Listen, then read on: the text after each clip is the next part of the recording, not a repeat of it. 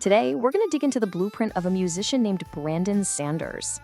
And we're using the exact details he shared himself to really understand the life behind his unique sound. So, right off the bat, we've got this really interesting puzzle at the very heart of who he is as an artist. Is he pushing music into the future, or is he actually holding on to its past?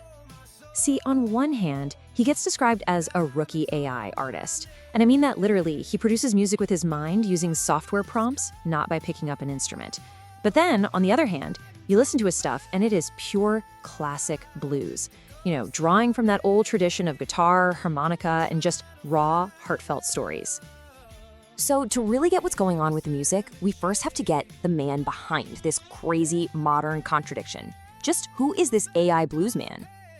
Well, he's 38 years old, from Dallas, Texas, and his background is every bit as unique as his sound. Get this, he's a former Navy gunner's mate who's now a rising Americana artist. So how in the world does the structured, precise life of the military fit with the raw emotion of the blues? That's what we're here to figure out. But to really get to the core of his art, you've got to look at where it comes from. And for Sanders, that source is a deep and pretty constant well of personal pain, a history of heartbreak. He reveals this really painful and consistent pattern throughout his whole adult life. He's never, not once, had a romantic relationship last longer than 2 years. And we're not talking about relationships that just kind of fade away. No, they end suddenly, traumatically. He calls it a cold turkey standoff, where there's no closure and they just never speak again. It leaves this big question mark every single time. And, that feeling of distance isn't just in his love life. It's there with his family, too. He talks about wishing he had a better relationship with his mom and his brother. And this is all while he's still grieving his father, who he lost to cancer a few years ago. So as a result of all that, his personal circle is, well, it's incredibly small. We're basically talking about just 2 close friends. His best friend since he was 14, and another buddy from Houston who is his travel and investment partner. So what does an artist do with all this pain, this anger, this feeling of being isolated? Well, he channels it. He puts it directly into his work. For Sanders, the blues isn't just some genre he picked up. It's a direct reflection of his life. He actually says he only really began to understand the blues when his own life got the most painful. He really sees his music as a powerful form of therapy. It's his outlet to let go of all those tough emotions. And here's a fascinating twist. This so-called AI artist says his fans become his therapists. It creates this superhuman feedback loop for his digitally made pain. And this right here, this lays out his entire creative process. He takes the raw, negative stuff from his life, channels that anger and pain, and uses it as fuel. He transforms it into music and ends up creating something that can actually bring joy to other people. Okay, so now that we kind of get the why behind his music, let's explore the what of his life and career, all the experiences that add even more layers to his songs. His time in the Navy took him all over the globe. I mean, look at this list. The Philippines, Colombia, Bahrain, you name it. And he's hoping to get to Europe and Africa next, seeing them as new places to find inspiration for future albums.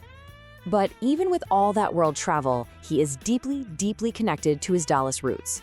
He's a huge fan of the local teams, the Mavericks, Cowboys, and Rangers. And his favorite athlete? The legendary Deion Sanders, a fellow Dallas icon who just happens to have the same last name. Gotta love that. So you take that local Texas identity, you mix it with all that global experience, and that's what shapes his distinct musical style. You can hear it all on display in his album Circle of Kings. It mixes those traditional blues sounds with really modern, story-driven lyrics. And of course, it's all created with those equally modern tools. So let's see how this all comes together, how it all ties back to his ultimate goal as an artist, and the very reason he decided to share all this information in the first place. He laid this whole story out because he believes that a real connection with his audience can only start with complete and total honesty. It really is all about being vulnerable. And that's the crucial point here. This vulnerability isn't just some personal trait. It's the absolute foundation of his artistic mission. He wants his fans to hear his songs and just know, deep down, that the stories behind them are 100% real. And then we come to this number, a number that kind of changes everything. 9. That's his current number of monthly listeners on Spotify. And all of a sudden you realize this isn't a story about massive fame. It's about something way more intimate, an authentic connection that's being built from the ground up, one listener at a time. And that leaves us with a final thought. When you know the pain, the process, and the purpose behind the music, how does that change the way you hear it? If an artist's goal is true connection, what does it really mean for us to listen?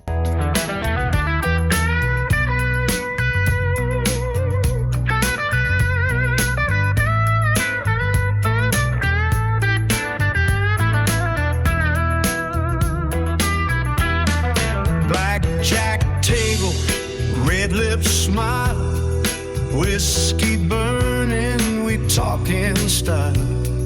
Dreams get loud down the Vegas mile. We trade our hearts for a little while. Crowd still cheers while the guitars moan. Every note feels like sending home. She leans close, says never be alone. I said you're this city's our prom. Ride with me, you know I got it. Vegas nights, love's truly cosmic. Royal flush, fate's in my pocket. Come ride with me, you know I got it on.